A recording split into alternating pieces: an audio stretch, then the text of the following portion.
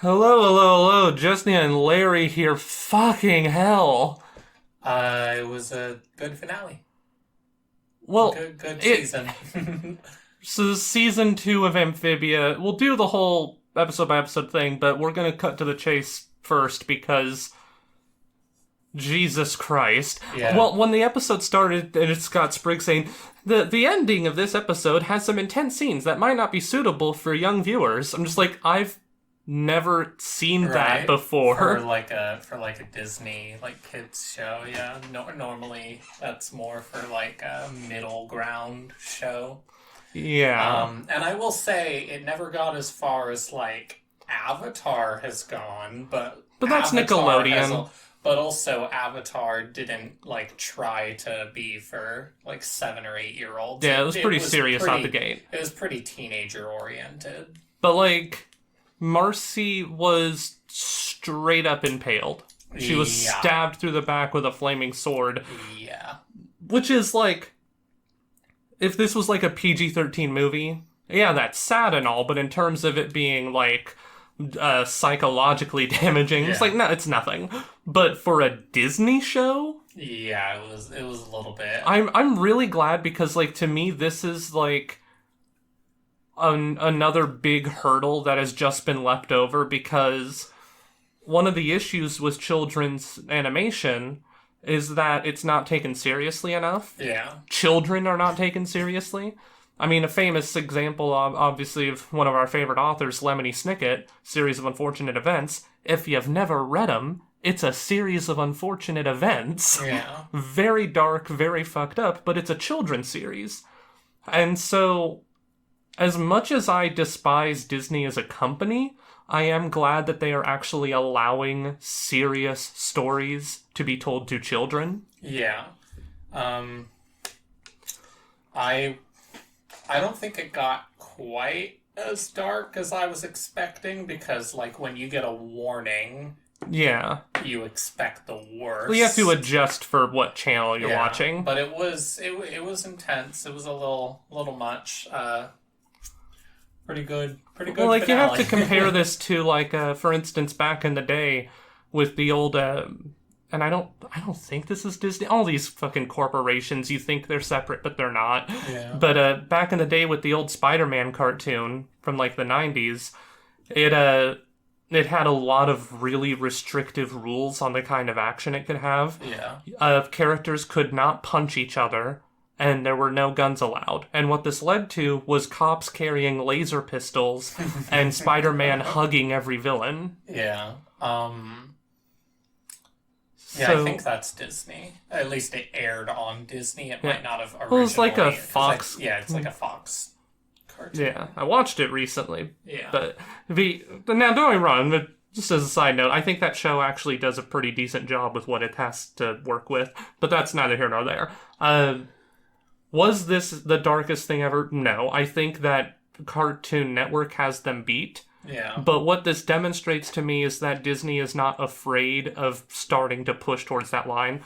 I mean, we've already seen it just with the imagery alone of, like, all the monsters and everything. Yeah, very Uh, violent monsters. I would say Gravity Falls definitely is to thank for this trend on Disney because Gravity Falls was the one that hit the ground running, and it's like, holy fuck, this show's really fucked up, all things considered. Yeah, pretty much every Disney cartoon before Gravity Falls was pretty tame, if I try to think back to it. It really didn't get much worse than, like, Phineas and Ferb. That, which is so funny that's the bar.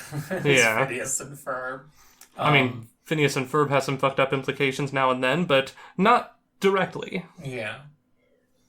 But, yes, this season is, it's an improvement, on the first season, definitely in terms of story, because we're finally getting into the meat of things.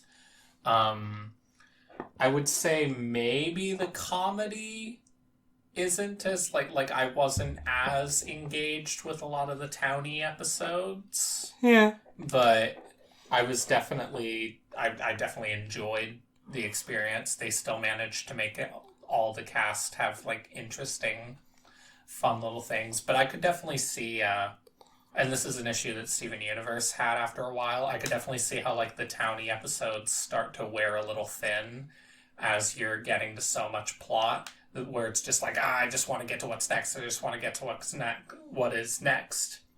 But you have all this like fat in the way. Yeah. With all this towny stuff that really is just kind of teaching the same lessons to a new character. I was starting to get that. This happens in every show, but it is starting to scratch at my brain a tiny little bit to hear Anne go, look, I'm sorry, guys. I just wanted to fit in and, I don't know, dance the best at the gala, whatever bullshit's going on that week. There's always like, I'm sorry, guys. Well, they managed to, I think the way that they like helped make that work is adding Marcy and Sasha. Yes, definitely. Like now they have lessons to learn and interactions with all the different cast members. I think Marcy gets like 2 or 3 episodes and Sasha gets about 2 episodes with the town, so that kind of helped. But I was definitely a little annoyed at everyone constantly relearning the lessons. Yeah, that was starting to eat away just a little bit. That's something that you have to kind of just accept. Yeah. With most shows, especially a children's show. Like, I liked the episode, but the one with Sprig and Polly, when they decide to drive the snail.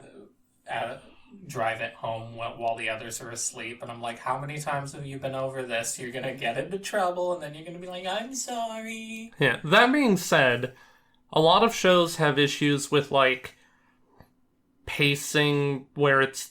I mean, we've argued about this a lot because I generally don't care as much, or at least I don't care until well after the show is ended and I am looking at it as a whole. Yeah. But that's me personally. But I will say Amphibia's not too bad on it. Like, I don't feel like my time is being wasted. Pretty much every episode is good or watchable. Yeah. Whereas some shows, it's like, I don't know, like the world is literally ending in the background, but they're gonna play a game of softball. Yeah, they definitely. Star Versus, I feel like, kind of had a little much in the nothing episode variety, just because they had so many episodes and they had like a whole extra season compared to this show. I'd have to go back and look through. I was probably more forgiving of it at the time, but the thing that always happens with me is that, like, my true opinion, like, whatever I say in the moment or in an immediate after review, my true opinion generally takes several months to surface because it has to settle in my head.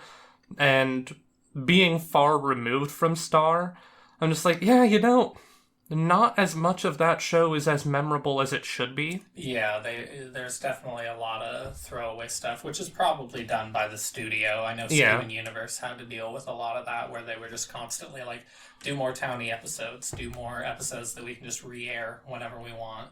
Yeah. I definitely think Amphibia has a much better balance than those shows at, like, making really interesting and at least fun, very engaging stories. At the very least, no episode feels like you can just cut it wholesale with no consequences, because each episode builds off of the last one, even to whatever minor degree. Because if they have a dance competition, the next episode, in some manner, will be built off of the fact that they just learned whatever lesson they learned from the dance episode. Yeah. So it all flows very well, and you definitely feel like you are becoming a town member through these towny episodes. I think season 2 also does a good job of making it a lot more like a one consistent flow, because they're on the journey. They're on the journey to Newtopia. They're on the journey back from Newtopia. They're preparing going to each temple. Whereas season 1, you could kind of mix and match some of the episodes around if you wanted to, and probably have the same story. But this one is a lot more linear in it. There's a lot more of a direction and an agency, so that kind of helps even the more. Something not really interesting. much episodes get where they need to go. Something interesting is the fact that so when you start out an episode, or a show, I mean, and it's like a strange new world, you can kind of guess that there's going to be the same basic principles of this is a neighbor, this is a mailbox. Like, there's the basic components of reality are there, but there's still all this shit where it's just like, yes, I don't know, they use snails for telephones. Like, that's actually One Piece. They use bees in this, I guess. Yeah. But little bees with the speakers. That was kind of funny. But what I'm getting at is that, like, you can definitely feel where Anne is coming from when she's like, before I would have picked the bugs out of this, but that was a long time ago. We're like, you're right there with her, because at this point in the show, nothing that they do phases me. Like, I'm very used to the fact, okay, yes, of course, this is Frogland with bug people and bug food and bug technology and bug lampposts. It's to the point where I stop even noticing the bugs. Yeah, so I definitely feel with Anne on that for sure. But then I love when she's like food without bugs in it. Like later in I forget when. Hey, she said that the chocolate-covered wasp was delicious. It probably was. That's all it was. Well, I mean, the victory of the battle against the wasps. I wonder how many people think this is a psyop by the far left to trick kids into eating bugs in their pods in the future. That would not shock me. They believe anything at this point in QAnon and stuff. I hope that this show has made kids more likely to eat bugs. Not like walking outside and picking a beetle off the ground, but like the whole concept of eating bugs as a food source has been like horribly maligned, even though it's like incredibly common around the world, and it also depends on how you prepare it. Yeah.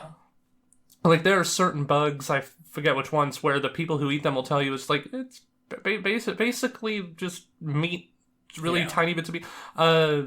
Snails, I've heard that they're basically just like little buttery pieces of chicken almost. Yeah. And snails are actually like one of the few bugs that are more common because of escargot to be eaten.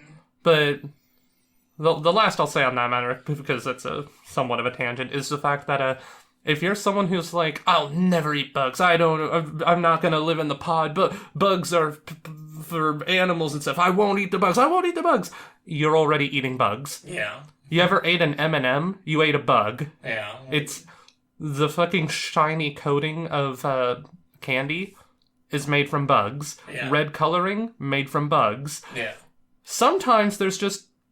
Honestly, if you're eating anything like produce, for instance, or even just chocolate, whatever food you're eating, I hope you realize that there is a government set limit to how much bug matter can be in that food, and it's not zero.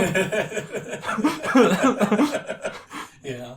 Anyways, moving on. I suppose now should pull up the thing. You can talk while I'm doing that. Episode by episode, yeah. Now you're putting me on the spot and I have nothing to say. Do a dance. They won't see it, but they'll feel it. I don't want to. Fine. Season 2, Episode 1, Handy Anne. Worried that something bad could happen while they're in Newtopia, Anne decides to disaster-proof the farm. Yeah. That's the one where she makes the giant vegetable mech. Yeah, because she just, like, pours. It's another one where it's like, you know better than to just pour... like radioactive ooze into the garden, and she's like, I'm sorry, I just wanted to make everything safe. I liked the turnip with the butt. Oh, that was funny, and I hope that turnip comes back, because that's the only one. Well, he just ran off. Yeah, so he better show up again. That's going to be like a long wait for that joke payoff, but it better pay off. Also, tulip guy. I grow tulips. Yes, you do. I feel like they introduced him purely to explain away how this house survives damage every single episode. Yeah, because he just like immediately rebuilds it at the end of the episode, and Pop's like, "Well, why did you think I hired him? I had him watch the house." He really grows tulips. What was that? Dang phone! I forgot to silence you. Yeah, he's got a lot of fun. I'm going to silence my phone while I'm at it. He's got a lot of fun bits throughout the. Well, I was going to say there was like a thing with water later, where water got dumped on his garden, and he said, you grow tulips. And it's such a stupid, simple joke, but I appreciate those. Yeah. He's not overstayed his welcome. He only shows up. Yeah, this is not a comfortable Doug situation. Yeah, really. All we need to say on that is just a character who was really funny at the start of Centaur World and then became really, really annoying and overplayed. That's all. Yeah. As long as Tulip Guy doesn't become a universe-hopping god who solves their problems, they can do whatever they want with him. Yeah. What's Next is Fort in the Road. On the road to Newtopia, Sprig longs for adventure, but Hop Pop's... I'm pretty sure this is the one with the ruins, with the robot. Yeah. So this is like almost the seasonal, like the small seasonal arc that goes throughout the first, like... Yeah. It's the one with all the fucking factories and whatnot. Yeah, they get in this like futuristic place. It's neat looking, and I like Hop Pop going through the conveyor belt. Yeah, that is one of two scenes that I knew before starting the series. Yeah. The first scene was him saying, "I don't feel safe," which I quote all the time. Well, I also knew, play the forbidden note. You know, yeah, there was that too. But the other one is him on the assembly line, going like, this ain't so bad. I was wrong. I was horribly wrong. Yeah, that one was a fun one. Another one, though, that's two in a row. One where Anne was really stupid, and then another where Sprig was really stupid. And I'm like, come on, people. Now, to be fair, he has an obsession with levers, which was established in a season 1 episode with the basement rooms. They did. It's like, lever? Yeah. But also, he's being too cooped up, and he's a child, so he's going like crazy with energy. Yeah, one thing that has to be acknowledged when characters do stupid things in shows like this is that, first and foremost, it's a cartoon. Yeah.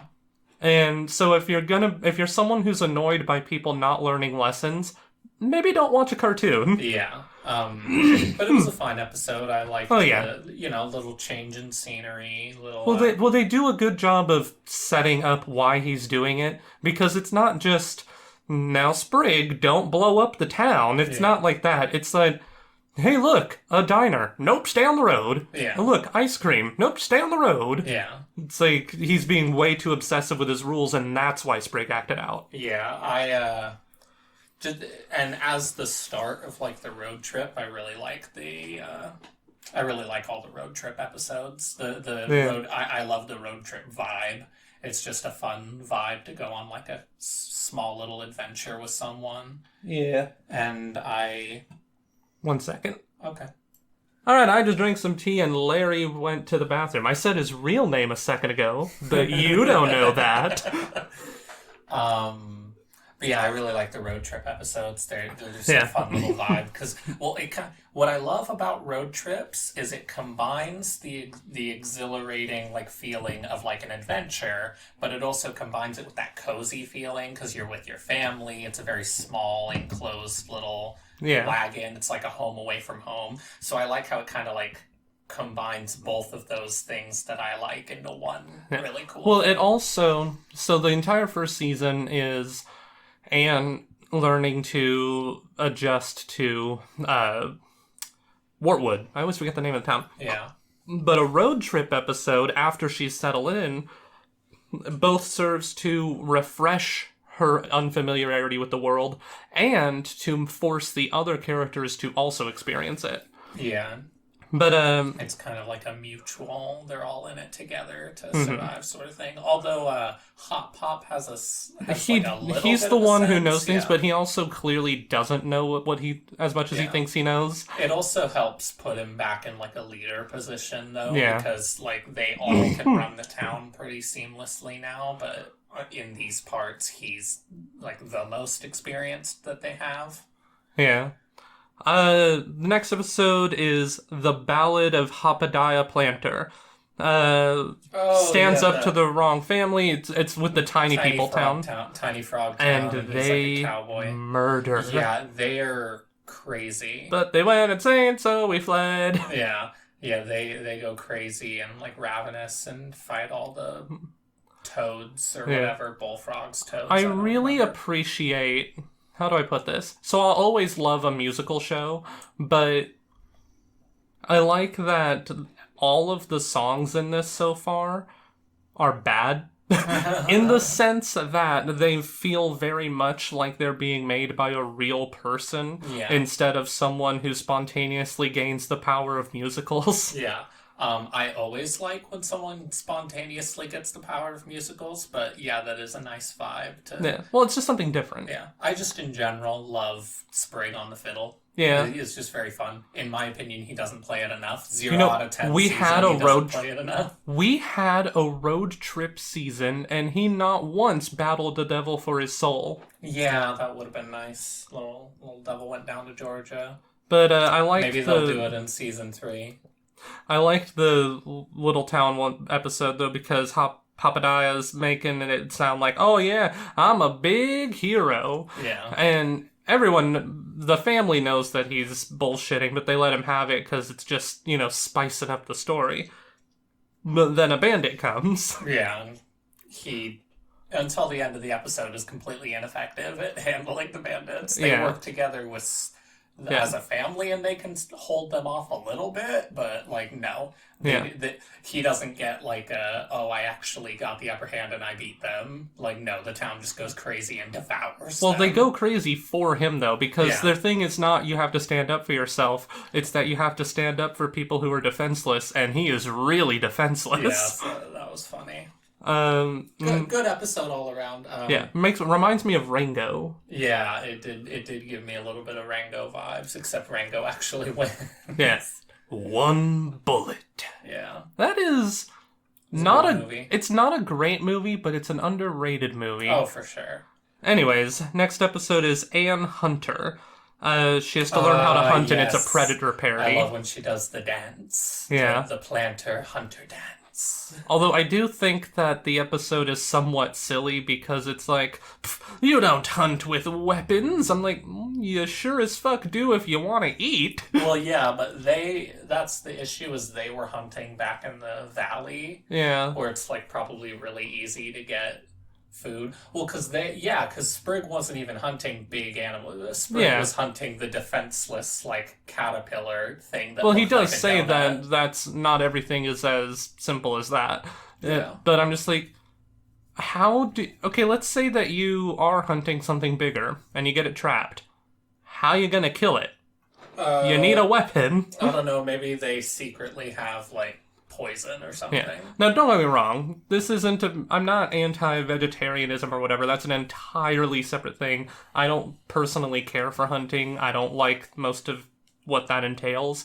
I'm just saying that it's really silly to have an episode about hunting where you say that the practice of hunting is barbaric, but also not. It was just a confusing episode. I thought it was fun. I liked Anne's little dance. I liked how Anne went crazy and had the sprig in her head. And for, just the tiniest fraction of a second, I was like, is that a power? Does she have a power? Is there a thing going on there? But no, she's just gone insane. Yeah, well, you were commenting, I'm just like, he's not real, because he tells her what the thing is called. I would just like to clarify, no one other than the head version of Sprig says what that creature is called. Yeah, so Anne's just crazy. Yeah. Anne just named it in her crazy babble. Yeah. Now, the only way Scorpio. Now, the thing that will really complete this episode is if we get Sprig having an Anne in his head. Yeah.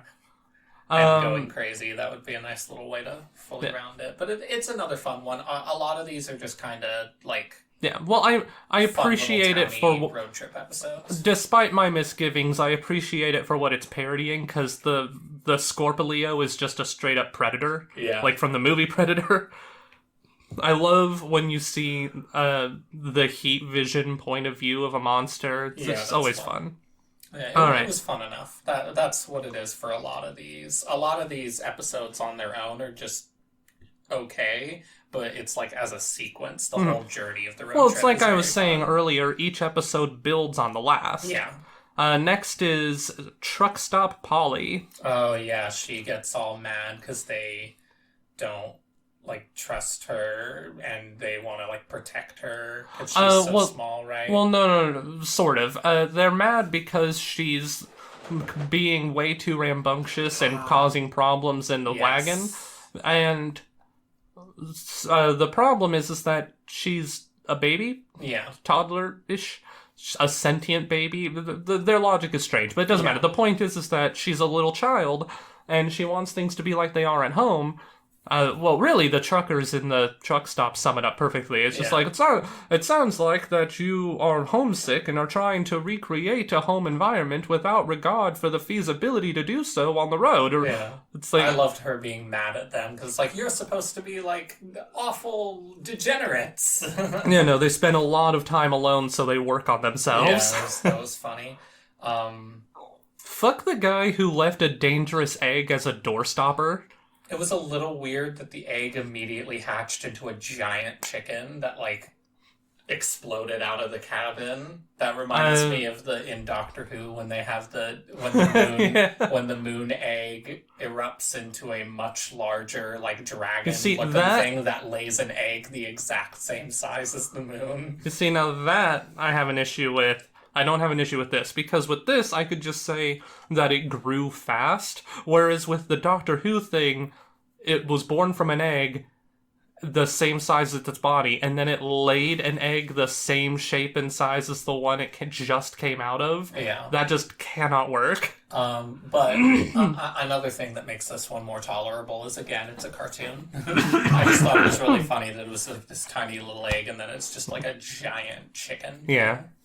Fun enough episode. I don't really get much out of Polly episodes because she's like now she I care about the least. But now she has legs. She's probably going to be given a more active role. Yeah, she gets legs at the end of the season, and that was neat. I like that. I think Marcy, when we first meet Marcy, she's the one who hints at that. She holds her up to the sun. Yeah, in a later episode. Next is A Caravan Named Desires, which is parody of the name A Streetcar Named Desire. Never seen it, but it's a play. Is this the theater troupe one? Mm-hmm. Yeah, okay, this is another poor Hapadaya. Yeah, hot pop episode. I liked his acting. I liked his fake, what was it? Behold, I am dry with no friends, or whatever. I am lost and friendless and loveless, I am the dry swamp. Yes, that was I really loved the sandworms because I kept seeing, like, grass tufts, and I just thought of it as, like, dried out plants, but there are no dried out plants. It's, every time you see plants, it is the worm. Yeah, that was really cool. That was a really cool effect, for sure. Definitely gave me some Major Tremors vibes, obviously, because it's a sandworm, but just in the way that to make a sandworm, like, successfully creepy and like unnerving, like back of your skin. Unnerving, or underneath your skin, not back of your skin. I don't want it anywhere in my skin. Because that's the thing with Tremors is just kind of like quietly terrifying at first before the monster has any big bombastic scenes. It's just like dread. And I think I like how they captured that in this episode. This is another one where Hot Pop learns a lesson, but it's not really... He didn't really know until, like, the last second, and it's only in this show where he was tempted, but he relented, so it's not overly obnoxious, where it feels like a character regression. Yeah. He had his taste of fame first, because it was his dream to be an actor. Yeah. And then he discovers what's going on and has to make a decision, which he does in the middle of the show. Yeah. Now, one thing is, I don't necessarily want the actor troupe leader to die, but when she was fleeing and then the sandworm appears in front of her and she just says, "Now that's dramatic," and then it eats her. Yeah. I wish it had eaten her. It would have been a cool ending. It would have been a cooler ending, but she's just okay at the end. Yeah. But then they would have had a content warning at the beginning of the episode. Right. I mean, would they have? Because characters have just straight up died like that in this show. Probably, yeah. I don't remember off the top of my head. I guess mostly creatures. Yeah. But next is Quarrelers Past. We were just talking about that one with Polly and Sprig. No, that's a separate one. Oh, is that? That's the one where they're arguing so much that they're annoying Anne and Hot Pops, so he splits them onto a different path. They have to walk down one path because the one I'm talking about where they take control of the wagon is on the way back to Amphibia. I think that you're just on a different page because I'm referring to the one where they're on a different path. Yeah, when I mentioned it earlier, I was talking about the one where they're on their way back and they take control of the cabin together. And Oh, they're going through okay. the forest. Yeah, that is very confusing. Yeah. But anyways, this one is a fun one. Well, what I like is that they are annoying the fuck out of them, so they get rid of them. And by the way, something that Pop would never normally do, which really it illustrates how much he's annoyed by them. Yeah. It's like, all right, you two go over here. We'll give us peace and quiet. Yeah. And I love that he can't handle the quiet. Yeah. And then so you got a boyfriend back at home? And I love it. She pushes him off the cliff. Yeah. Ah!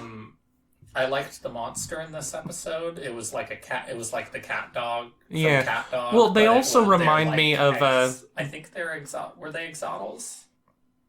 I think they were exotals, but I'm not sure. But I liked them. I completely forgot to talk about this. So, Amphibia, frog people, right? And remember, in Gravity Falls, the thing that knows what Bill Cipher is and his, secret bullshit is the axolotl. Yeah, it's like a giant axolotl. So we might actually see a little bit of crossplay there if they keep going down this path. Yeah. But I just wanted to bring that up before I forget again. But they also reminded me of the gator and bird from Land Before Time. Land Before Time. Yeah, Were you also thinking that? Something about the way they said it's like I don't need you. Yeah, that was definitely giving me that vibe. I love that movie. Probably intentional. Well, here's the thing. A lot of times when you're watching your show, you might think, was that a reference? And I don't know. You think they had that in mind? This show is full of so many references that I think it's safe to assume that if you think that they're referencing something, they probably are. Yeah. Maybe not directly, but it was definitely in their heads. Yeah. Next is Toadcatcher. Sasha and Grime must reconcile their differences. Yes, I love any of the Sasha episodes. They're all great. Sasha is the best girl. I love Sasha and Grimes. Sasha and Grimes is a very fun dynamic. This one, Grimes is washed up, so she's trying to inspire him.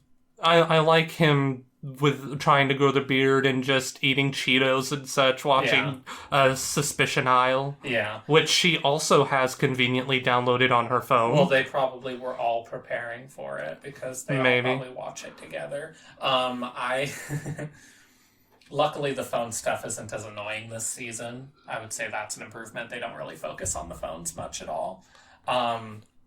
I liked this one. I liked the new character, the new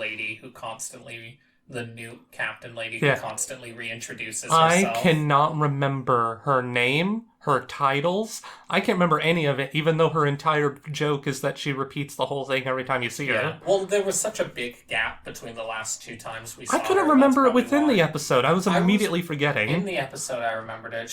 I think she said something about, Queen of the Dune Sea or something like that. And she's fun. She's very scary with her claw hands. She worries me. They try really hard to just make her unhinged, and they succeed. Yeah, but I love Grimes and Sasha. I suppose at this point we're into the series deep enough, and I've seen enough of them to comment on the weird controversy.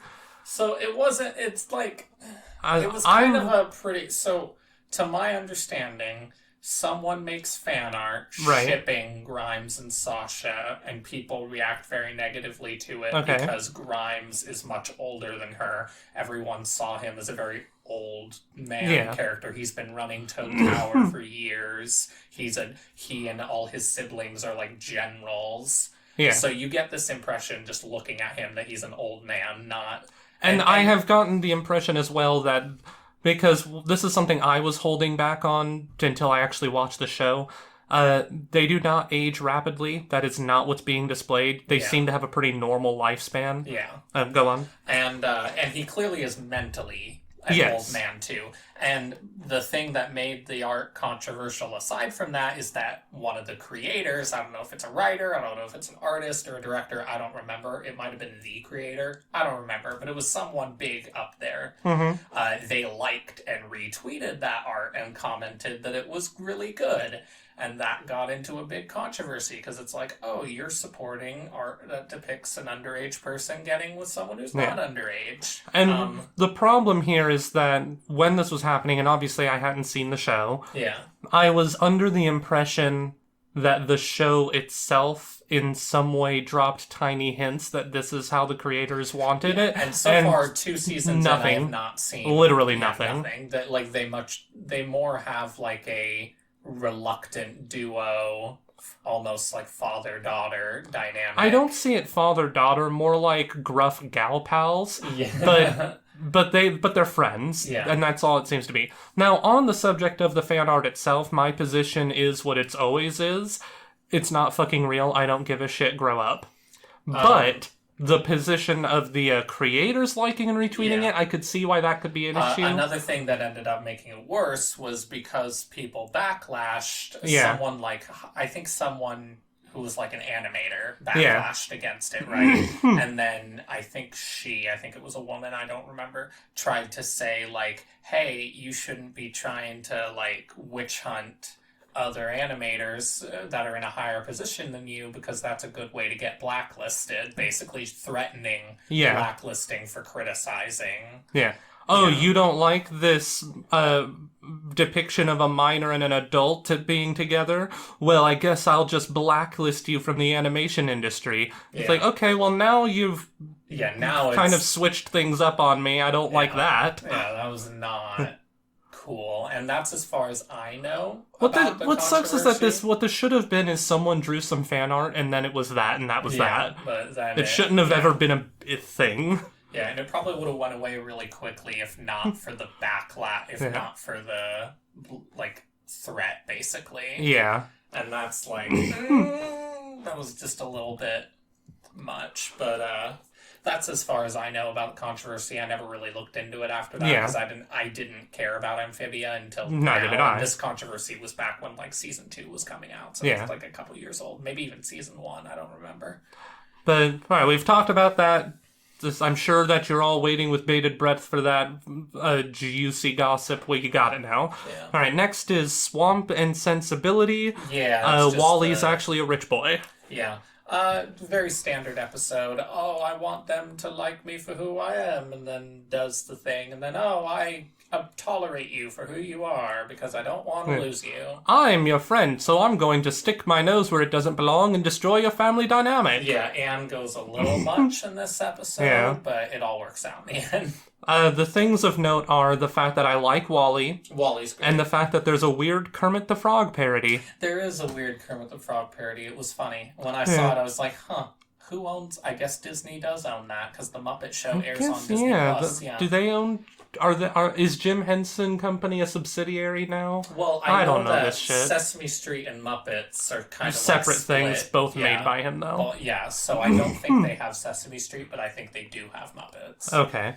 Next is Wax Museum. The oddities. Yeah, this is the one where they just parody Gravity Falls. And they do Grunkle Stan and Seuss as frog people. And it's this shack with a bunch of wax sculptures. It's pretty obvious from the get-go. The wax sculptures are real things that have been frozen in wax. Yeah. Very common horror movie trope. That's reminds me of the animated short film that takes place after Pitch Black. The Chronicles of Riddick franchise. Basically, there's just the same thing. This lady has prisoners who are held in like a stasis, and every second is a century to them. Yes. And there's a similar like eye twitch scene, and so that's what it made me think of. I like this episode. Obviously, it's very funny because Alex Hirsch is hilarious as Grunkle Stan. I love the one line from Seuss that you always quote. You may quote it again if you wish. Hey Stan, you ever feel like we're existing simultaneously on different planes of reality? Just have you been licking yourself yet? You got me, dude. What I love is he calls him Frogstan, Yeah, and I he couldn't calls him remember. Frog Seuss. Yeah. So that kind of that was a very like blunt. Also, that's another Funny. reason why he's probably fine. Seuss probably came in the morning. Yeah, Seuss might have hopefully saved him. Oh my because god, do you realize that? I was saying in that episode, if this building exists, like if these characters are here, Bill Cipher must be here. It didn't occur to me until just now. It's not their version of Bill Cipher, it's just Bill Cipher. Yeah. He's an interdimensional being. There Yeah. wouldn't be multiple of him. Yeah, he's like a Marvel Nexus being almost. Yeah. But it was a great episode because for obvious reasons. Yeah, I don't even think we really need to go into it. Very funny Gravity Falls parody. Unironically, I hope and pray that these shows are connected because that'd be awesome. Yeah. We know two of them are. There's been some Easter eggs because there were a couple scenes where I saw Bill Cipher's like image on a book. So I'm like, they're close, but yeah. Now the question is, do they share the yet. same Earth or are there multiple Earths? That's the curious thing. That will be what we need to find out, which we might find out in season 3. So, God, it would have been great back in the day. There was with Ford if there had been any sort of conversation where he talks about the multiverse and just mentions frog people. That would have been really funny. I love how the only thing holding Gravity Falls and Rick and Morty from being in the same canon is just the fact that it's different studios. And Swim and Disney would never work in my with each head, other. they are canonically connected universes. I'm pretty sure it's stated by Justin Roiland and Alex Hirsch. That The only thing stopping them is legality. Yeah. The famous and Easter egg. Now Rick with the finite curve. Probably also held it back. It'd be so cool if Gravity Falls other shows started creeping in because it's the true multiverse, but I don't know how that would go far. The big Easter egg was office supplies being thrown through a portal in Gravity Falls and coming out of a portal in Rick and Morty. Yeah, that was cool. Also, Bill Cipher appears in Rick and Morty on a display. Yeah. Anyways, next is Marcy at the gates when they meet Marcy, and she's like really clumsy, but she's actually knows what she's doing nowadays. She's basically really into D&D, so she's doing great in this world. Yeah, a little foreboding, but we'll get to that. Marcy's a fun character. Good introduction. She something when you have more than like. A lot of dynamics sort of come in twos. You got one side and then you got the other side. Anne and Sasha are sort of opposites of each other in a sense, right? And so introducing a third can be kind of weird if you don't know how to strike a balance. They did a really good job of giving Marcy a third unique personality. Very neurotic, very detail-oriented. She works with Anne and Sasha both very well. She completes the trio in a really nice way. Yeah. She's definitely like the Hermione. Yeah, it is. Well, like the music box has 3 different personality traits it needs. Yeah. I don't know exactly how that works. We'll find out. Intelligence, heart, and strength, because those were the 3 temples. Yeah. Do you even lift, bro? I can't wait. We'll get to that. But Marcy's fun. She's also. One thing that does bother me is that, like, a rock was about to fall on her and Anne pushes her out of the way and she's mad at Anne because, like, I was totally about to dodge it. I'm like, I don't care how self-sufficient you are. If there is a boulder about to drop on you, my body is now going to move on its own and push you out of the way. Yeah. So I didn't like that conflict, but that was a very small part of the show. Yeah. Or episode. But I like Marcy. Marcy's great. She's fun. She's also the voice of... she's Horse from Centaur World. Mm-hmm. She's the Asian character from, I don't remember because it's been years, but from Orange is the New Black. And she's also, my favorite role of hers is she's the neurotic. She's a lot like Marcy. She's the neurotic character from the trio in Waitress. Makes me really appreciate the voice actress. Much like I was trying to say in the last video about Alex Hirsch, her voice is pretty much always the same, but she does still portray different characters. Yeah, because Horse and Marcy are nothing alike, and even Marcy and the lady from Waitress aren't really anything alike. They're just very similar with, like, the neuroticism. Remember to speak up, friend. Speak up. Normally I have the opposite problem. Well, you have to speak at a regular tone. See, okay, so that's a difficult thing. So, to quote John Oliver, when he was trying to portray Zazu, I can only do this loud or soft. I mean, well, right now you're speaking at a perfect even tone to me. I'm literally looking at the spectrogram, whatever it's called. It has been influenced by the left-wing media. Waveform? I think it's waveform. Yeah. Okay, next is scavenger hunt, where they are going through the city trying to solve a riddle. Solve the riddle. Fun episode with a simple premise and doesn't seem like overly annoying, and you relate to like, everyone has a smarter friend. Well, I love that Anne's thing is that she has people skills. Yeah. She is new in this town and has made 3 new friends that immediately came to help her. It was really cute when all the new friends immediately were like, "Oh, let's go help Anne." I was like, "Oh, stop being so cute, Amphibia. You for 5 frickin' seconds, could you stop?" She's the new kid from South Park. Yeah, basically. But yeah, I like this one. Newtopia is a fun setting. It's basically just a city. Yeah. Well, that's the thing, though, is that I'm already so jaded by Frogland's rules that I'm just like, different bugs on your bagels. It's like I'm in it now. Yeah. Next is next. Oh, I loved the gator. Oh, the gator was good. Yeah, when they were feeding it the snacks at the end, that was funny. The next is the planters check-in. The hotel one. Yeah, when Sprig he steals the no limit King's credit card. Yeah. And they never said anything about taking it using it inside the hotel. Yeah. Fun little thing with the bellhop voiced by Mabel. Yeah, whatever her real name is. Yeah, she's remember. Mabel. Doesn't matter. Yeah. Fun little thing about him realizing like, oh, life's sad. I guess I don't know. Yeah, he. My thing is that he should have used the card to pay off her student debt that she was complaining about, but he got her to get a raise, so at least there's that. Because he was like, I have a direct line to the king, which he does. He does. I doubt he would be able to. Maybe he would. I mean, the king's definitely trying to butter them all up, so maybe he would actually totally. done that. The king probably would have promoted her to a royal position. Yeah. Just like be a housekeeper, but at the royal palace. Yeah. So, fun little episode. The hotel was fun. I like the old people in the elevator. It's like, we're going to have to try every single he floor. Just jumps out the window. Jumps out the window. I love those bait and switch kind of jokes are always fun. Yeah. Next is Lost in Newtopia.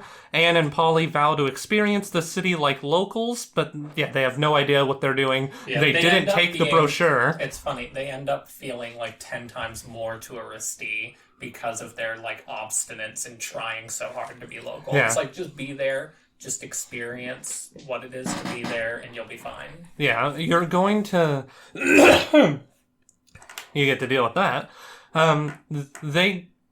They whatchamacallit, God, my words are stopping. They make themselves stand out way more trying to just rush into different festivals and shit that they have no idea about. Yeah. Like, she makes fun of their dragon thing where it's like, oh, look at me, I'm a big dumb dragon, whatever. It's like, it's their, like, venerated war hero. Yeah. So there's not much to say there. It's just when you're traveling, don't try to fucking just go without any help. Read the brochures, talk to the tour guides, look it up on Google, learn your shit. Yeah. Kind of reminded me of the Hawaii episode of South Park. Where with all the people who like have condos at Hawaii, so they're like, I'm a native Hawaiian. I've been here for 5 months, while my ancestors came here on a boat 6 months ago. Yeah. This one was a little fun because we get like Anne Polly dynamic. Not an often used dynamic. Yeah. Although I will say every character does kind of get their time, which is nice. It's not like one of those shows. It's not like Family Guy where it's like it's Peter, Stewie, and Brian for 99% of the shows. Next is, let's see, Sprig gets schooled. College isn't for everybody. Yeah, that's basically that episode. That episode in a nutshell. I liked when Hot Pop wanted him to go and then immediately regrets it, and he's like forcing himself through the bars. Yeah. Because he's like, I don't want to give you up yet, Sprig. Yeah, it's sad. I appreciate the episode because I'm very anti-school. Okay, so look, get yourself an education. There's plenty of resources online, and if there's a job you need that requires a degree, then go get that degree. However, your self-worth as a human being, or frog person as it may be, is not dependent on some stupid ritual that a bunch of people literally made up 500 years ago. Yeah, like school is not for everyone, and school's not really for every task too. There's a lot of degrees where it's like the rigidity of the school system kind of makes them way more pointless. Like there's some degrees where it's like, I don't need 4 years for this, especially when you're forcing me to take a bunch of elective classes that I don't need. So it's like, if you feel like the school system is not for you, that doesn't mean that you're like stupid. Like, the school system's very rigidly made and very annoyingly driven purely for profit. And so it's not going to work for everyone, especially like they're forcing you into like a bunch of classes that you don't need. It's like, I'm just here for a math degree. Yeah, and it's really bullshit. Me thousands of dollars. Well, that's the thing is if it didn't cost thousands of dollars. Yeah, well, like in high school, generalized classes are a little bit more tolerable because you're not paying for them. But yeah, it's really annoying that you need a quote unquote general education. I actually am. So here's how much I think that high school is stupid. I think that you should literally be paid to go to it. I think that if some other countries, like $100 a month, something like that. I think that you, as a 16-year-old whatever, high school is not necessary, but it is beneficial overall to society because it's better to have an educated population. And and what it really isn't even school. It's just a more hardcore version of job training, because that's what all school is. It's just trying to get you to, all right, here's the regimented lifestyle that you need to get used to. Get used to the 8-hour and yet, day. They're not paying you. Yeah. It's one of those things where it's like if the government needs educated people and it wants educated people, it needs to incentivize that. Yes, exactly. There would have been a lot less high school dropouts if it was something you were paid to do. Yeah. Anyway, or if it was actually like finely tuned to if it just that functioned. Actually matter. Yeah. But that is neither here nor there. Well, it's an entire college episode. Yeah. Anyways, next episode is Little Frog Town. Hop Pop investigates the disappearance of an old friend. Yeah, this is a fun little noir one. Yeah, everything goes black. It's basically just a gun blazing moron. I love the end where it's. I guess that's what happens when you narrate. Kids, can you hear me? Am I stuck like this forever? Yeah, I liked that. Stuck in his head. I called pretty much from the get-go that the guy closed it's the really shop obvious. because he just sold out. It's like the sauce. And I liked nobody was buying sandwiches, but they liked his sauce. Yeah, I liked the message at the end where it's like, sometimes if you change a little bit, you can still keep going and you can take a little bit of tradition with you. That was a nice message. And it was a good episode. Well, it's like people have an aversion to the concept of selling out, but the fact is that people need money. Yeah. That's true. You need money to live. Money is good. Yeah. Funny, what money can do. I also liked the B plot, just when Anne threatened the kids. It's just like, I'm from another world. You don't know what I'll do. Maybe I will eat you. Yeah, that was funny. I was totally on her side, but I love everyone in the line just telling her, just like, let it go, kid. Yeah. But on the subject of selling out, I would also point out that people don't know what selling out is. Yeah. If I make a product that's useful or whatnot, and someone offers me $1 million to make it on a factory line, that's not selling out. Offering me $1 million and making me switch parts out for cheaper materials so that it breaks faster and you have to buy another one in every couple of years. That's selling out. Yeah, for sure. But anyways, moving on. Let's see. Hopping Mall. Hop Pop takes the kids to Newtonian shopping mall. Oh yeah,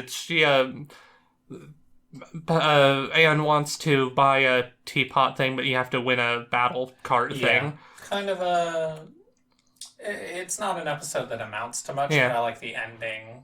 I like Buff Mom and how the teapot actually was the last thing her mom made, and that's why she wanted it. Yeah. But what this episode really gives us is Michelangelo. We're on totally different things. What are you talking about? So Michelangelo is important. He's cute. He's a special little guy, and I love him. I'm pretty sure this is the episode that ends with Sprig and her on the back deck talking about their parents. Oh, God. And that was really emotional. Oh, sad. Fuck Sprig you. talking about, like, I didn't really get to know my mom very well. Is it... do you think you can miss someone you never knew? Nah, that's stupid. And then she just hugs him and they start crying. Heart. It's like, fuck you, Amphibia. Yeah, Amphibia can be less poopy. I love he's got the stick, though, and he's like... And it breaks during the fight, and it was supposed to be a gift for his girlfriend. Yeah. And he's like, that's fine. If it broke that easily anyways, it wasn't a good enough gift for her. At least that's what I'm telling myself. Next is the sleepover to end all sleepovers. Now that is an episode because it shows a bunch of weird shit. Yeah, I wish I could remember like all the stuff it shows, but... Well, there's like the Hall of Mirrors, which is there because it turns the translucent ghost things real. Yeah, still very confused as to what those are, but I'm thinking with the thing in the basement, they're probably like little... Well, when the king walks through, they move away from him. Yeah, that was like, cool. What? Are they just guards? Probably, maybe. They might be just like lesser eldritch servants to this eldritch lord that's clearly in the basement. That in itself is just a secret, though, but what really shows that he's a monster is that he keeps the Moss Man in chains. Yeah. Or one of them. Because they ask why how is this foliage growing so well in the basement? It's because they have the thing chained up down there, and I was like, ooh. At least one of its species. We'll probably never know. Yeah. And it really shows, it's like, alright, fuck the king, secrets, don't like that. The king is so immediately evil. I mean, you can't have a voice like Keith David's and expect me to not think there's some deeper layers. Either sad layers, or... Yeah. By the way, him at the end of the season, him saying 1,000 years, I'm like, oh, say it again. 1,000 years ago, superstition and the soul ruled. Fucking gargoyles, man. I swear, like, once a week I go into that entire monologue. Yeah. So, love Keith David. Hope they make more gargoyle shit soon before he fucking dies. Yeah, the sleepover one was kind of fun. I liked I liked how all of them were insistent on not being in the loser book, and it was a very fun, like, kid episode. They were just being dork kids. It was a good balance episode. And I loved at the end when they were like, oh yeah, we always get written into the book of losers, literally every sleepover. Yeah, the only one who doesn't is Sasha, because she just does not stop. Yeah, and it was kind of like a sad moment between them. It's just like, we gotta find her, because they miss Sasha. Yeah. Next is a day at the aquarium where everything reminds them. Because they gotta leave. They have to go home the planters have to go home to tend to the harvest, and Anne can't go with them because she's got to go on this trip with Marcy, so they have like one last hurrah, and it's all of their crying is very adorable. Every time they cry, it was very funny. I like made them sad. Just what was it? Like, I didn't realize that coral came in so many varieties. Yeah, because every bit of coral is shaped like something important to them. Yeah, but then at the end of the episode, Marcy is like, maybe you can stay with them for a little bit, and I'll just pick you up. Why not? Well, probably because she wants them to go to other worlds, and she knows they won't be back or something. Yeah. Well, also, I think her having her bond with the planters more is going to help her see Marcy's argument. Yeah, because Marcy's you're argument right. is like, this world is better. Yeah. But we'll get to that. Yeah. Let's see. Next is The Shut-In. The Halloween special. I will say it was kind of good, but also kind of weak. It had a lot of mini segments, like too many mini segments. Yeah, they detracted from the stories. Yeah, I didn't really care for the first segment that Anne just made up. Yeah. Well, because to her, this is just Halloween, so she's just telling a bullshit story. And she basically just copies the ring, but replaces it with all of them. Yeah. And that was funny. I think that entire segment was just made so we got to see human versions of the different frog characters. Yeah. Well, what's also funny, though, is that, like, hers is the only one that's, like, bluntly made up, like, from her perspective, but the others, like, Sprig, he clearly made his story up to scare them. And Hot Pop is telling what he wishes they would believe, that he lost his hair because of the Grim Reaper. Yeah, that was funny. His was probably the best segment. It was... Just because I loved that ending. It was... You expect Grim Reaper, but then when he cuts the hair off, I just lost it. That was the funniest shit I've ever seen. No! Yeah. And then I loved his warning to Sprig. Yeah. Just, you won't find it funny when it happens to you. Yeah. He doesn't even say when it happens to you. It's just like, you won't. Yeah. It's like, it'll happen to you. Yeah. The Ivy and Sprig one is a little spooky. Well, here's the thing. I'm adjusting my brain, right? I'm just like, okay, dialing back. I'm 10 years old watching Disney Channel. What the fuck was that? Like wearing a... this is a suit made out of skin. Monster. Yeah, wearing a suit made out of skin. The only reason that was allowed is because they're frogs. Yeah. And then Ivy just kicks it. Yeah, that was like some scary stories to tell in the dark type shit, or not scary stories to tell. No, sorry, I was mixing it up with Are You Afraid of the Dark? Yeah. No, it was definitely scary stories to tell in the dark. The artwork of that fucking book series is fucked up. Yeah. You know they tried to censor it for a while? Yeah, I know. Stupid. And then at the end, they get tricked by Ivy. She shows up and is like, ha ha ha, funny. Yeah. And scares them. And then Polly leaves to go. The whole pretense is that the blue... They know, they saw it. Yeah.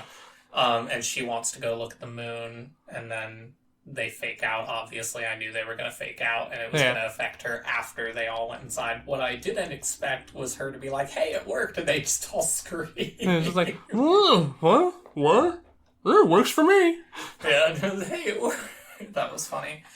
It's a little messy of an episode. There's a lot going on. I mean, it's a holiday special. Polly, like, keeps interrupting and stuff. But it wasn't bad or anything. It's just not really memorable. I love how Anne's response to the whole thing about, like, if you look at the blue moon, you'll turn into a monster. I love her whole thing about that. It's just like, so is that real magic? Or is it just a story? It's kind of hard to tell. Yeah, it's very 50-50 with Amphibia. Next is Night Drivers. Yeah. You know what? It didn't occur to me. Is that out of order? Yeah, I think this is out of... You know what? They might have aired the Halloween one earlier. They might have, because the Halloween one should be right after this one. This is the one we were talking about where they're stranded. Yeah, they're not stranded. They're on their way home, but they have to turn in for one more night. But Sprig and Anne are really like, we gotta get there, so they... For the folks at home, I'm just going down the list on Wikipedia, so blame them if it's out of order. Man, Night Drivers with the creepy hook-hand ghost who I immediately understood was actually helping them. But hey, creepy hook-handed ghost, maybe don't have a creepy smile and a hook hand. He might not be able to do anything other than that. He's a ghost. It's what he looked like when he was alive. They had a statue. Yeah, he was fun. I'll say this, though, like, at the end, I was just like, they'd better go back and leave, like, an offering at that statue, maybe a sandwich. Yeah, because he worked really hard, because they were really obstinate. Yeah, and he was literally fighting them to save them. Yeah, it was a fun little episode, just Sprig and Polly being annoying. I love ghost episodes. Ghost episodes are fun. Actually, you know what? If this is correct, Night Drivers released in March... which means that it would count for another non-Halloween episodes list. Yeah, I suppose so. Next is Return to Wartwood. Yeah, they get back, but they don't have any gifts because Hot Pot promised So- to get them all gifts, but forgot. Yeah, so they do a eldritch ritual. Oh, this is my- everyone all right with doing eldritch magics? Yeah, that episode's top tier purely for the summoning alone. Play the forbidden note. Now corrupt its sacred tone. Yeah. But what I love about the episode is that the chicken dragon thing, I can't remember what it's called, when it shows up, number one, it's adorable because its subtitles show just like, oh, presents for me? Why, thank you. Yeah, that was funny. But what I love the most is the fact that sticking out of its back is the fucking rebellion from Devil May Cry. Yeah, I never got a good look at it. Yeah. But I could tell it was the rebellion when you told me, but they never, whenever I was finally looking, they never showed it close up again. I would consider it a coincidence if not for the fact that the rebellion has a very striking design. Yeah. It's the torso and skull of a skeleton with 2 arms cut off at the elbow. And that's like the hilt guard. It's like, that's a very specific design. Yeah. I know the rebellion when I see it. Yeah. And also, one of the main bosses from the first Devil May Cry was a giant fucking bird thing. Yeah. So, Griffin. Very intentional. Yeah. But it was a fun enough episode. Another one where the town is like, we're mad, but you know what? We missed you guys causing havoc every week. Yeah. That was funny. It's like that episode of American Dad when Roger's trying to apologize and Stan just starts laughing. It's like, oh, the bullshit, whatever stuff he lists, like the fake apologies. Like this, there's nothing written on this paper. It's blank. Yeah, that was funny. And I liked Ivy's little cute moment with Sprig where it's like, you can make up for it by going on a date with me. That was cute. Aww. Yeah, they're adorable. Next one is Ivy on the run. You're right. Fed up with her mother's strict rules, Ivy concocts a plan to run away. So, the Kung Fu stuff's fun and cool in this episode. But my only small gripe, I agree with you a little bit, is that like the mom should have made it a little more clear. Yeah, you can't expect her not to rebel when you're not actually telling her what your goals are. Yeah, in your teaching. It's really frustrating. And it also doesn't excuse her for being overly strict. Yeah, she just is. Like, you don't. For one, tell your daughter what it is that you're training her for, and second of all, just don't be a bitch. Yeah, but is that possible? It was a fine episode. Like they work out their issues. But next up is After the Rain. Oh, when Anne asks Hop Pop to retrieve the music box. Oh, and she finds out he buried it. But he did it because he's become very paranoid about protecting his family after, when he was away, Herring came and killed his daughter. Was it daughter? Both the parents. Well, it killed both of them, but I don't remember which one's his. Yeah. I think it's his daughter. Yeah, killed both of Sprig and Polly's parents, which was a very... Now, here's something I want to point out. Sprig and Polly are orphans. Creepy Girl doesn't have a mother. Sprig's girlfriend doesn't have a dad. Yeah. I think the Herring killed a few people. Yeah, the Herring probably killed a few people. Plus, they lost one frog every year because of the... Yeah, this town is very unlucky. Yeah. So that's pretty screwed up. And that's the thing that kind of helps Anne to at least try to forgive him. Yeah, when he breaks down sobbing and apologizing, I'm just like, again, fuck you, Amphibia. Yeah. You're not you stupid frog show. Yeah, stupid frog show making me feel feelings. For frogs. Yeah. Next is the First Temple. Finally, some lore stuff. The First Temple's pretty fun. I pretty much knew immediately the second I saw it. I was like, okay, this is Marcy's temple. Yeah. So we're going to get one She needs to get out of her head. Yeah, we're going to get Anne is going to get a temple. Sasha's going to get a temple. It was like, yeah. It was very obvious. It was also very obvious that the outhouse at the beginning was the final location of whatever they're going to do. Yeah, I didn't think that at first, but then it made sense, yeah. Well, it's like, who built the outhouse? Yeah. Why is there an outhouse there? It's clearly important. Yeah, that was fun. And I liked the cheating chess game. Yeah. And the point of it was that, like, your friends are going to die, forfeit. Yeah. It's about wisdom. Yeah. And humility was the thing it also taught. Yeah. I think that wisdom is... Well, wisdom requires humility. Yeah. But that's another type of intelligence, because humility itself is not really a intelligence trait. Yeah. And I like how this was sort of a two-pronged story, because it was both it was Marcy learning that, like, being in the zone is not always a good thing, but then it was also Anne and Hot Pop working out their relationship, and it's like Anne wants to forgive him, but she needs time, and Hot Pop needs to give her that time. And I thought that was a good lesson. It's like, not everything's going to go back to the way it was right away. Well, it hurt because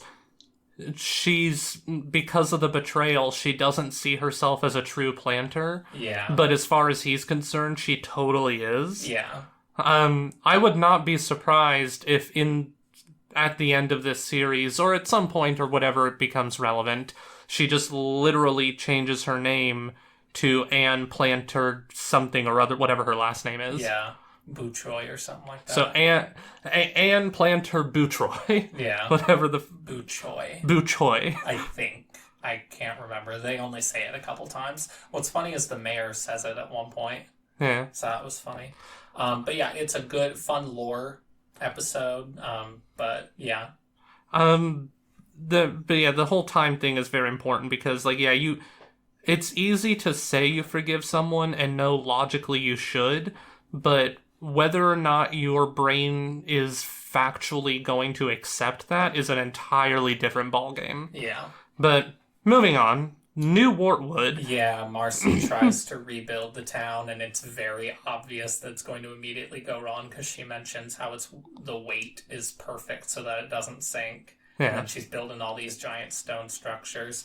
I like how it's sort of a parallel to how Anne was trying to get loved by the town, but Marcy does it in her own way, which is like, oh, I'll just make everything better. Yeah. But by destroying everything, she shows that she's basically just another Anne, and so the town likes her just that little bit more. Yeah. Marcy's cool. Yeah. Again, she remains, like, unique, and she has a unique dynamic with all of the characters that's separate from just Anne's interactions with them. Yeah. Next is Friend or Frobo, where the robot finally shows up. A whole seasonal arc, because he was slowly walking towards them, just like, I'm gonna get you. You think that he's what that factory we were in was building? Well, that'd be crazy. I mean, it would have to follow us all the way across the country and back? Nah. That was funny. Frobo's fun. It's a very simple, like, oh, I taught it to do bad, so it did bad. I need to teach it to do good. Very Iron Giant. It was a Polly episode that I somewhat liked. She's a little overly reckless even for her, and overly a little malicious. Like, she's purposefully wanted to cause mischief the whole episode. I mean, that's actually always been her. They've just been busy doing shit. I guess, but it was kind of weird. It's like, oh, I want to steal that pie and do that. It felt a little overly much for her, but I guess she was just, like, lashing out because she's back home. And also it helps as, like, it's a conceit for the robot to be bad then be good. Well, she has to learn she's now growing up because she now has to exhibit responsibility for someone else. Yeah. Frobo is her responsibility. Yeah. I liked that Anne and Sprig were like, no, we're too grown. I guess we're too mature for that. Yeah. Mischief stuff. Which, by the way, bullshit. Yeah. They just have... They would just get into different kinds of mischief. True. But anyways, good episode. I like Frobo.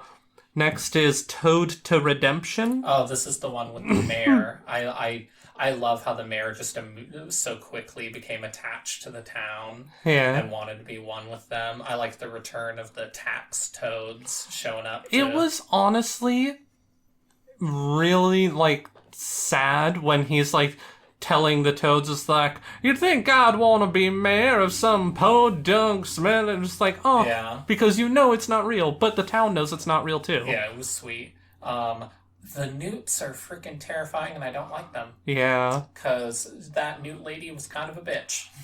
Maybe the newts are just mad because of years of oppression by witches. She turned me into a newt. No, but that too. Eye of Newt is a classical witch's ingredient. Well, considering I'm assuming back in the days of yore, the toads were in charge, and maybe the newts, like through the Renaissance, like became in charge. Maybe they just had straight up technology. There were power lines and shit. Yeah. But it was a good episode for the mayor. I like the mayor. He's one of my favorite side characters. He's really fun. And I love when Toadie realizes that he's not allowed to go to Toad Tower. He's immediately on the mayor's side. Just, I will never leave you. Yeah. Their dynamic is really fun. You know, it's weird. That voice actor also ran for mayor in Gravity Falls. Yeah. That character. Yeah. But anyways, next episode is Maddie and Marcy. Where Maddie, creepy girl as I call her, needs to learn to play with her siblings. I'm actually probably on a unexpected opinion on this. It's not really her responsibility, and she can live her life how she wants and devote her time to how she wants. Now, she does have a relationship with them, and if she wants to maintain that, then she needs to make time for them. I think that was the major thing with the episodes. Like, she used to play with them all the time, and now she kind of ignores them, and all that is just, like, reminding her, like, what... Like, you do still value these people. You need to maintain that. Yeah. I agree with it on that perspective. Very interesting dynamic. It was kind of just Marcy in a random county. And well, because Marcy wants to learn everything she can about everything. So I hope Marcy learns a bunch of magic shit. That'd be cool. Because she, like, strikes me as the mage of the group. Oh, totally. Yeah. She's more of an alchemist with how she does things, but that's kind of the magic in their world kind of seems to be like alchemy. More than anything, just like mixing a bunch of stuff together. But it was a good episode. I like Maddie. Yeah, it was fun enough. Yeah. The episode itself wasn't really pushing that. Don't get me wrong. I just have this aversion to sibling responsibility plots. Yeah. It's like, nope, my parents fucking a second time does not confer upon me responsibility. Yeah. But that's not really what this was about, anyways. Next episode is The Second Temple. Very obvious from the get-go that it's all a test, because, like, the second that she's like, I don't need a coat, you can have the coat. Yeah. Is like, oh yeah, I can. You're testing her heart, and she's gonna be really kind and compassionate. I liked the confrontation and, like, the weird temple palace thing over, like, yes, I've stolen and I've done bad things, but I'm going to always keep trying to do good, and that's what makes me cool. Yes. Very reckless of Anne to grab the gem last second, but I get why, because all the planters were screaming. They just weren't screaming about anything important. Yeah, but it is what saves the day, because she did not finish charging the stone, she is linked to it. What? Yeah, I get that's what it is. Was that what it is? Okay. Yeah, the connection wasn't severed. She grabbed it before it was done. Okay. You know what? I didn't think about it like that. If it was complete, however, they would have been fine, but they wouldn't have been fine for long, because Sasha would have just sent them to Earth. Because I presume when Anne goes into the form and Marcy can open the box and the portal, because Anne has completed the process now and gone into her form thing, her blue hair form thing. Yeah. So I think that if she had done it beforehand and Sasha's takeover thing would have happened, Anne and Marcy would have just been sent home. Yeah, maybe. I mean, he was using it to power his castle already, but... Yeah. Well, no, because Sasha took over before that part. Yeah. Yeah. So I think that what would have happened was Anne and Marcy would have only had to worry about it when Andreas shows up to take over their dimension.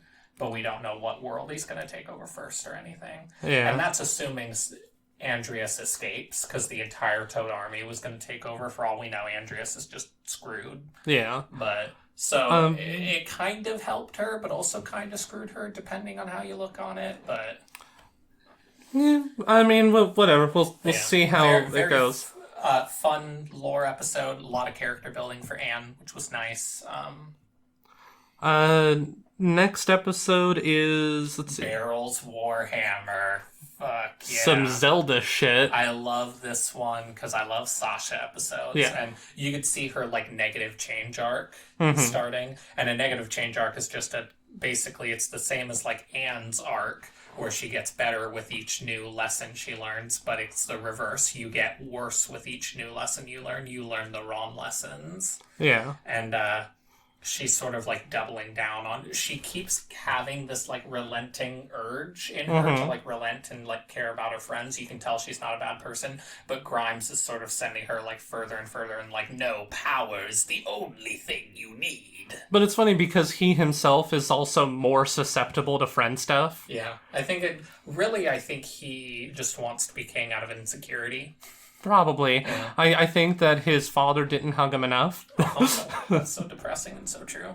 I like the other toads. I loved the toad with no eyes and the bugs crawled through it, and I immediately called that he was still alive. Same here. Yeah. But I love when Sasha, she can't lift the hammer, so she just decides to steer the worm into the fucking cat tower. So freaking badass. And I love the hammer looks really cool. Honestly, it's a little undercut by the fact that she then lifts the hammer. But I mean, she uses it to knock the worm out so it doesn't destroy the tower. But I'm like, you just had this big thing where it's like, I can't lift it. It's embedded. I know. Yeah. I'm not talking about her strength to literally lift the hammer itself. I'm saying that you just had this thing where she can't pick up the hammer. Well, yeah, but she got real angry. I know what happened. I'm saying that was right after she just switched courses. Like, all right, well then I'll bring the worm to them. All right, well now I'll lift the hammer. It's like that was a little janky. I thought it was fine because she got like challenged basically. I guess. By the way, she's gonna have spinal problems. Like that. Yeah. You can't.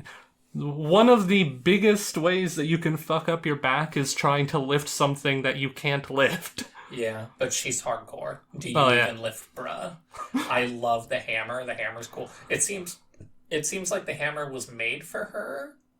I don't think it was made for her, so but the final episode demonstrates it better because there are clearly just 3 types of energy that powered Amphibia back in the past, and we see the blue energy throughout all of Newtopia, but clearly the red energy powered the hammer, green energy probably powers like nature preserves. The hammer's got like purple. Well, I'm sorry, it's her color. It's the red magenta-y. Yeah. Like it's part red, part purple, but it's definitely mostly red. But that is the color of the gem, and the color, yeah, it's the same color, yeah. It's just clearly the magic color for strength or whatever. But yeah, very fun episode. Love Sasha episodes. Sasha's a great character. Oh, and she doesn't she doesn't cancel the mission when her friends give the signal, so they leave. Yeah, that was sad. That's why I'm pointing that out. It's like, you're fucking up. She might reunite with them in season 3. That'll be really sweet. Hopefully. She does. I think that she'll be in trouble and they'll come to help her even though she betrayed them. Yeah. Next is Bessie and Michelangelo. Yeah. Okay. I was like, what? And I'm like, yeah. Okay. I got it. I've got it. Don't you say I'm sassing. But yeah, Bessie and Michelangelo. Not much to say. It's just a cute episode. It's just like a cute cartoony episode, but it's also about Anne though, because the subplot is like Anne coming to terms with like her identity, and it's like I don't need to change. This, and I like her new little armor. So many Easter eggs in this one because first she's wearing armor from Zelda. Yeah, from Breath of the Wild, and also one of them she's holding a staff that has King's skull on it. Yeah, from Owl House. Yeah. From before he found his other horn. Yeah. I like that episode. It was just a fun little zany, old style Looney Tunes-esque cartoon. And that was nice. Yeah, not much else to say there. Although I love her My Family picture in the barn. Oh, that was very sweet. So it cute. has just a picture of Anne taped onto it. Yeah. And now a drawing of Michelangelo. Yeah. Next is the third temple. The third temple is funny as shit on the plate. Do you literally inscribed on the walls? Do you even lift, bruh? Yeah, and I think Anne commented just they're not even trying at this point. Also, I love that the conceit in the last room with the gravity is like true strength is like persistence. Like you keep trying, but it's like no, it's not. True strength is strength. Persistence doesn't make you overcome gravity. She just was it probably strong. Does if you're like magic. I don't think it was magic. I think that I don't know. Anne is clearly magic. She threw off her cloak and gloves or whatever. Yeah, Anne is magic, but she's connected to the gem. But I think that literally, she was strong enough. Well, your idea was they were draining it from them. Yeah, but I don't think that they themselves are magic. I just think that it's probably just a human thing, and it is absorbing that trait from them. I don't know. The prophecy thing on the wall kind of made it look like they were 3 Destiny children. Even if they are Destiny children, I think that it's very literal that if you're strong enough, you could overcome the stronger gravity in that room. And the rest of the temple was also based on that, where it's just literally just hit shit with a hammer. It was very funny, yes. Yeah. Fun temple, Sasha, is learning, quote unquote, her lessons with Anne on trying to, respect boundaries and respect their identity, but it's all just a ruse. Yeah. To try and get into Newtopia, but you can tell she kind of feels it. She's very conflicted, which is why she's such a cool character. I like the confliction that she's having. She's having a real Zuko arc. Yeah, she is. Well, for one, back home she was bossy, but she wasn't a murderer. Yeah, no. But now she's an actual, she soldier. Just encouraged people to steal. Her and Marcy. Although I would say it was probably more Marcy. Yeah. I would have thought it was more Sasha, but it's actually probably more frickin' Marcy. Yeah. Next episode, though, is The Dinner, which was hilarious. I love great. Grimes. Yeah, Grimes is very funny. I liked him and Hot Pop bonding over, the fact that he's I didn't think you would know that, little frog. How many toads does it take to screw in a light shroom? None, because they prefer the dark and dank or whatever. Yeah. It's true! Yeah, that was funny. And then another, boiling point with Sasha and Anne, because... It's just their whole thing now is just boiling angry. points. Yeah, Sasha's very angry, and Anne's can you, chillax, please? Sprig was not helping, though. Sprig was not helping. He was making it very frustrating. He's an annoying little brat. I love him. He's the most adorable thing that has ever been birthed into this world. I'm looking at a picture of him screaming right now, and I'm like, you are the most adorable thing on this earth. Yeah. Marcy's been hyperventilating in the background. Yeah, that is her whole personality. You do a great job picking the ones that describe their entire personality perfectly. But yeah, fun little interlude episode. Next I liked the exploding cake, and it was not a trick, Grimes. This is just the cakes that they have to celebrate are battle cakes where you fight hornets and eat them at the end when you kill them. Yeah, where are we gonna live? Just the cake destroyed the house. And then the house is just back in the next episode. I'll grow tulips. Next is Battle of the Bands. This was a fun one. This one was just a pure character growth for Sasha, not a fake character growth, because she was kind of half and half in the last she has episodes. A great connection with Toady. Yeah, Toady of all people. By the way, it just occurred to me that he's a Toady, and his name is Toady. Yeah, very funny. I liked their band. I liked the song. I agree with you. I thought it was well made, but I agree with it felt like it was made by someone very it's not something I would personally look for and listen to. Yeah. It wasn't bad, but it felt unprofessional. But that's what I like. It's it feels like yes, these are people making stuff. I liked the part at the end where I wish I could remember how it went, but it was surfing snails and I'm doing fine or whatever. Yeah, I'll get through fine. And it's fine. Yeah, and it's fine. Thank you. Yeah. Fighting toads and it's fine. Yeah. I liked the end little part. And I like them all getting together at the end. Them as a trio is very fun. Yeah. I love how, even though it's all just a ploy, Grimes is taking it seriously, Yeah, and he Grimes plays the harp beautifully for 3 hours. It was great. Everyone was moved to Yeah. tears. It was like a song about nature or whatever. It was an Yeah. ode to nature. Yeah, and he immediately, like 10 out of 10 ever, he won. That was great. Grimes is great. Grimes is a very interesting He's character. quickly become best boy. Yeah, he's so sweet and innocent, yet terrifying and wants infinite power. Yeah. And then next is the finale, True Colors. A lot of layers in that. Oh, yeah. Because it's the true colors Well- of Sasha, it's the true colors of Marcy's betrayal, The king. but then it's literally the color magic of Anne. Yeah. Maybe that's the secret. It's not about personality. It's the power of blue. Power of Blue is pretty great. Yeah. Yeah. I'm just struggling to do it. I don't know, because the Super Saiyan Blue shit is not new, but it's recent-ish. Yeah. So It was definitely inspired by both, I think, Sonic the Hedgehog and Dragon, which was in of itself Yeah. inspired by Dragon Ball. Super Saiyan Blue is not. Her thing feels a lot more like Ultra Instinct, though, which is Yeah. not Super Saiyan Blue, because she's very, like, fast and, like, expertly dodging, and that's very... Yeah. And she feels very weightless, too. I mean, and what it that's very- primarily is a Chaos Emerald. Oh, yeah. Chaos Control. It was really cool to give him back. And she had, like, almost, like, That was Reverberance because or it was whatever like it's called. that soul speak shit where like Yeah. your powers are also talking. I love that.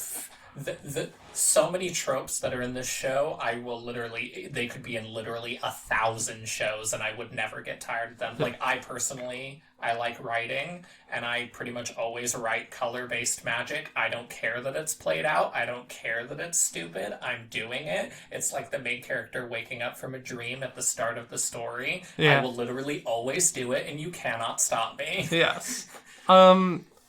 Character should wake up from a dream at the start of every chapter. Honestly, I mean, if it was Depends how long the chapters if are. it was accurate to what my real life is like. Yeah. But yeah, definitely a multi-layered episode. They talk.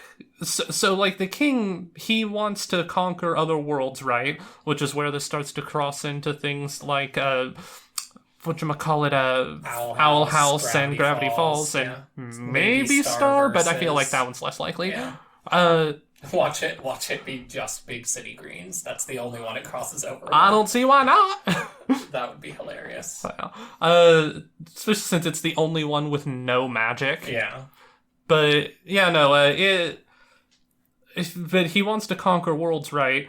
But at no point in the episode do they talk again about the multi-eyed demon in the basement that he serves. Yeah, which I don't even remember what episode that was hinted at, but it was a while ago. But between that, the Collector from Owl House, and Bill Cipher in Gravity Falls, we're getting like an Eldritch pantheon. yeah, and I think that we're gonna get an Avengers thing going on. It'd be really cool. Like legitimately. If they keep going in this direction, I legitimately think we're going to get a big multi-crossover special. It would be really awesome, and I want it. Yeah. Well, you're probably going to get it. We better. But this is something I was talking before we actually started the video. I was talking to Larry here that Disney knows what they're doing when they build a universe. Love them or hate them, the reason the MCU worked is because they built it up over years. Yeah, and the reason that this one is working is because they have taken years to slowly percolate it. Yeah. But as for this finale, I don't know that it's weird. It didn't use music, so it didn't get me in that same gut punch it that didn't. the season one Music is did. very integral to emotional responses in media. This one did get me in a lot of badassery. Oh, because yeah. It was really cool. Did you know I wanted to dual wield? Yeah, I loved Sasha fighting Anne. And I liked the double bluff I expected it pretty much the second the episode started because they show Marcy in the past already knowing about the books. Yeah, which who dropped the book? Have you not been wondering? I've been thinking about it nonstop. Oh my god, they might. Ooh. They might bring that up in season 3. That'd be really cool. Yeah, 'cause someone... they're on Earth now. Because where did the book come from? Someone dropped that book for Marcy to set this shit up. That is... Ooh, that's really cool. I didn't even think about that. Yeah. Oh my god, there's just so much to talk about with this. But yeah, Marcy, I love her, but I hate her. Yeah. Well, I don't blame her, though, because... Alright, so what she's done now was wrong, obviously. However, being able to... Well, I don't know. Was she aware the king was going to be a conqueror? No, because she was like, this isn't... Well, you know what? Actually, I don't know, because she said they were going to go to a bunch of I new think she worlds, thought so they were maybe- going to be a conqueror, but he wasn't going to hurt her friends. And if Maybe. that's the case, then fuck Marcy, you fucked up really bad. I guess she we'll gets find out. I mean, she gets stabbed. Yeah. I'm sure she'll be fine through plot armor, but she got stabbed. Well, clearly for the prophecy, they're going to need all 3 of them. Yeah. Because the prophecy She'll be there in spirit. Yeah, because the prophecy wall showed like him as a tyrannical king, and above him there were 3 Just human figures in the 3 colors. is that the king? Well, if it is, then it's a good thing we stopped him. Yeah. It's like, I was thinking that from the beginning, where it's like, yeah. so He's the so toads obvious. are going to take him over for a power grab, but it's actually a good thing. Yeah, because like he's so obviously bad from the get-go, because he's so clearly like joyous and like, Yeah. ha ha ha, I'm so simple. Yeah, bullshit. But, fuck, what was I gonna say? God damn it. But with the prophecy stuff, Marcy, stab, gems, king, Yes. evil. I can't remember. I lost my train of thought. Okay. Well, I think that the most important thing to talk about in this episode was Sprig flying through the air trying to hold the hammer. Yeah. Because he's too light and it was spinning. Oh, yeah, that's funny. And then it landed on Grimes' head again anyway. I liked the slapstick there. It hit Grimes on the head twice. For a second, I was like, "Oh no!" when it first hit him on the head, because I'm like, "That's a powerful hammer." Yeah, but no, it was just slapstick. It was just slapstick. He got hit in the head with 2 coconuts. But yeah, I really liked when Anne turned blue. Yes. It was a really cool scene. Because Sprig fell out the window and she lost it. I loved them flashing through the memories. Mm-hmm. Between them. He was when Sprig was just dropped out the window, because that's what triggered Anne's powers. Honestly, I wonder if they just played the same song again starting there. Oh, that would have... How many times can they play it before it becomes funny? I don't know. 3 comedy comes in 3s. Yeah. No. You do it for like something small, like in a Birds of Prey with a sandwich. The sandwich. Ugh. I hope they do a song thing in season 3, because I always love songs and dramatic moments. Oh yeah, well, I like music. Yeah, music is good. Who knew? Yeah, no, I'm the one person on the planet who doesn't like music. But now, the frogs, just as I've predicted all along, because I'm a genius, now they're in Anne's world. So what? So my only misgiving with this new season is I know what happened when Star got stranded on Earth for a while. Mm-hmm. And it was a bunch of episodes that had no consequence. And I feel like we're going to get a bunch of Steven Universe-styled townie episodes where nothing happens, even though stuff is ramping up. And I hope that's not the case. But that is a worry that I have. And they've managed to hold it fine now. Like, it's like the townie episodes were a little draining in this season, but not overly so. So I don't think it'll be a huge bother, but that is a worry that I could have. Well, with Owl House, there was the thing, girl lost in frog world. Yeah. So I think that it's going to be revealed. I mean, they appeared in the middle of traffic and people took pictures with their phones. Yeah. So my curiosity is going towards, are they going to have to hide? Or is this going to just be plot armor universe where it's like, what's that? Sentient frog people from another dimension? Well, ain't that quaint? I will in no way need to get the government involved. Yeah. My one thing that I'm curious on, if they do a big crossover, is which art style will be dominant for everything. Yeah, that's what I'm always curious about. Because character-wise, it would be okay if they all had different designs, but in terms of the environment, like the actual world, you're going to have to stick to one design. Yeah. Unless they're Unless you go literally to another different. world. Well, that's what I was gonna say. Unless they're literally different versions of Earth, we don't know how big this mini multiverse But goes. if it's the same, well, it can't be different Earths because than Owl House. Yeah, you're Because right. they're directly connected. It could be a different Earth for Gravity Falls, but not for Owl House, and they already have totally different styles. Yeah, who knows? Like Owl House actually does irises. Yeah. And they only did the iris on Anne when she transformed. Yeah. But yeah, who knows? I don't know.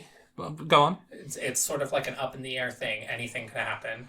Anything could happen. Anne has got stabbed. Sasha is probably going to be on the run with Grimes. Yeah. Maybe I'm wondering if the Newt general lady will be on their side or not, because I don't know if the Newts know. I have no idea. He doesn't need Newts. He has a factory of he doesn't need them. They have robot soldiers. Because it's been 1,000 years. So like, who knows if any Newt knows? Yeah. And I couldn't tell. Is he just a giant Newt? The king? Yeah. Okay, I thought so. Do you know what's frustrating? Oh my god, this is gonna drive me crazy now. So, Anne's magic phone, right? Yes. She charged it using electric eel bug things. Yeah. They have technology.